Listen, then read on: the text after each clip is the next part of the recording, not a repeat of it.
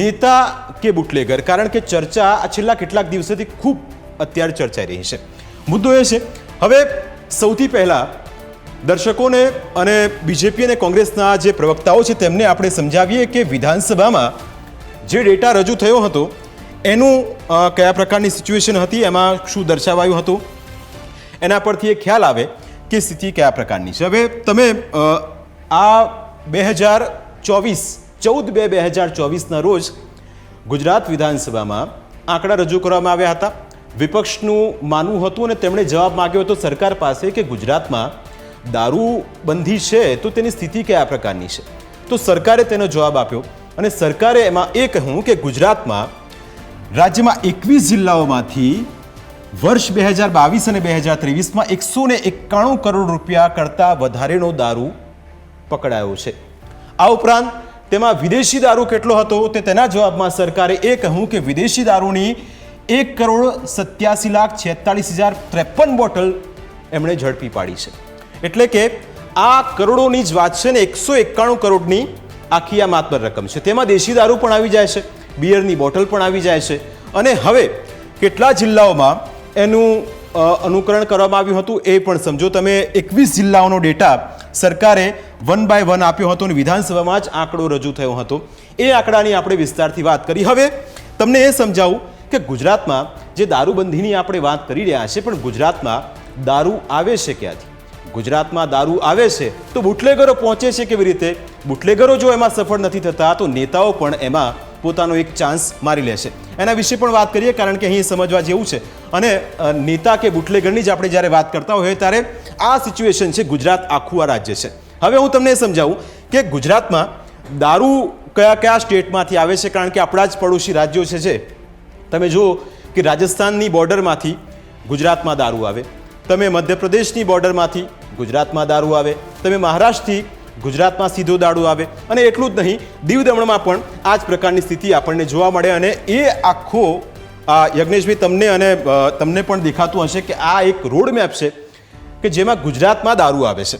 હવે એનાથી થોડા આગળ વધીએ અને એ સમજવાનો પ્રયત્ન કરીએ કે હવે આ 191 કરોડનો દારૂ પકડાયો તો પછી ગુજરાતની 7 કરોડની જનતા અને એના જોડે જો ગણતરી કરવામાં આવે તો કયા રીતનું ગણિત બેસે છે એ પણ તમને હું આ ઇન્ટરેક્ટિવ વોલના માધ્યમથી સમજાવીશ. કારણ કે આપણા બે દિગ્ગજ પ્રવક્તા પણ આપણી સાથે છે એટલે એમને પણ થોડી આ ગણિત થોડું સમજાશે. તો ગુજરાતમાં દારૂબંધીનું ગણિત કયા પ્રકારનું છે? દારૂબંધીની વાતો 1960થી આપણે કયા ગણી રહ્યા છે કે દારૂબંધી છે ગુજરાતમાં, પણ એમાં સિચ્યુએશન કયા પ્રકારની છે? હવે તમે સમજો કે 191 કરોડનો દારૂ વર્ષ 2022-23ના જે આંકડા હતા તેમાં સરકારે ખુદ કબૂલ્યું કે 191 કરોડ કરતાં વધારેની રકમનો દારૂ તેમણે અલગ અલગ જગ્યાથી પકડ્યો છે. એટલે વાત સારી છે, કારણ કે સરકારે વધુનો દારૂ પકડ્યો અને કાર્યવાહી કરી એટલે બિરદાવેલ લાયક છે જ. પણ હવે તમે 191 કરોડમાંથી ગુજરાતની જે 7 કરોડની જે જનતા છે, 7 કરોડ જનતાને તમે ગણતરી કરો તો લગભગ એને જો આ 191 કરોડ સાથે જો ભાગવામાં આવે તો લગભગ એ આંકડો 27.5 રૂપિયા, એટલે કે 27.5 રૂપિયા એમાં તમે આંકડો ગણી શકો. એટલે એક વ્યક્તિ દીઠ આખું ગણિત બેસાડીએ તો 27.5 રૂપિયા એક વ્યક્તિને તમે આપો ત્યારે આખા ગુજરાતમાં 191 કરોડનો આંકડો પાર પડે. બીજું એક ગણિત એ પણ છે કે જે રીતે હવે જીડીપીની વાત કરીએ, કારણ કે ગુજરાતની જીડીપી સાથે આવડા મોટા આંકડાને પણ આપણે સમજવું જરૂરી છે. હવે ગુજરાતની જીડીપી, તમે ગુજરાતની જીડીપીની વાત કરો તો 22 ગુજરાતનું ગ્રોથ એની વાત કરીએ જીડીપી, તો ગુજરાતની જીડીપી છે 22 એનો અભ્યાસ કરીને 22.6 લાખ. હવે આ સિચ્યુએશનમાં કારણ કે જે સ્ટેટમાં દારૂબંધી નથી ત્યાં એના ટેક્સના પૈસા આવે છે અને એ ટેક્સના પૈસાથી એ સરકારની જે આર્થિક જે વાત થતી હોય છે, આર્થિક રીતે સરકાર પણ સદ્ધર એ ટેક્સના રૂપિયાથી જ થતી હોય છે. પણ ગુજરાતમાં 22.6 લાખની એનો જે આપણે વાત કરી રહ્યા હતા જીડીપી 6 લાખ કરોડ, માફ કરજો, 6 લાખ કરોડની જીડીપી છે અને એના આધારે આપણે આખી હવે ગણતરી કરવી છે. એટલે દારૂબંધી હટાવી દેવામાં આવે તો જીડીપી ગુજરાતની હજુ પણ યજ્ઞેશભાઈ વધી શકે, પણ ગુજરાતમાં એ શક્ય નથી, કારણ કે ગુજરાતમાં દારૂબંધી છે. દારૂ આવે છે એ વસ્તુ અલગ છે, અને અધિકારીઓ તેનો કઈ રીતે મલાઈ લે છે એ વસ્તુ પણ અલગ છે. પણ મહારાષ્ટ્રની જો વાત કરીએ આપણે, તમે ગુજરાત અને મહારાષ્ટ્રને જો આ સર્કલમાં સમજવાનો પ્રયત્ન કરીએ તો ગુજરાતની જે જીડીપી આપણે કરીએ કે 22.6 લાખ કરોડ.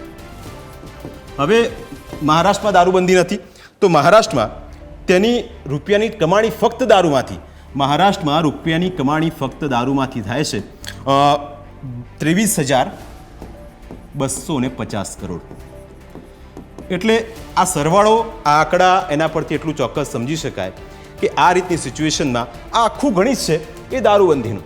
અને તમે દાવો એટલા માટે કરવામાં આવી રહ્યો છે કારણ કે સત્તાવાર આંકડા, કારણ કે વિધાનસભામાં જે આંકડા રજૂ થયા તે 191 કરોડની રકમ બતાવાઈ, આપણે એને ભાગ્યા કર્યા 7 કરોડની જનતા સાથે તો 27.5 રૂપિયા આવ્યા.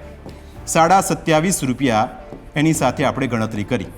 એટલે હવે આ ગણિત પરથી એટલું ચોક્કસ કહી શકાય કે ગુજરાતમાં દારૂબંધી છે, તો પછી દારૂ આવે છે ક્યાંથી?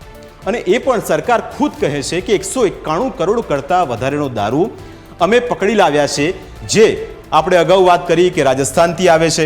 આપણે આખો રૂટ મેપ તમે સમજો કે અહીં આ ગુજરાત છે. હવે ગુજરાતના પાડોશી રાજ્ય રાજસ્થાન, અહીંયા રાજસ્થાન આપણે જે વાત કરીએ તે પ્રમાણે અહીંથી આવે છે ગુજરાતમાં, આ બાજુ મધ્યપ્રદેશ, અને અહીંથી પણ આવે છે ગુજરાતમાં. એટલે દારૂ ગમે ત્યાંથી ગુજરાતમાં આવી જાય છે.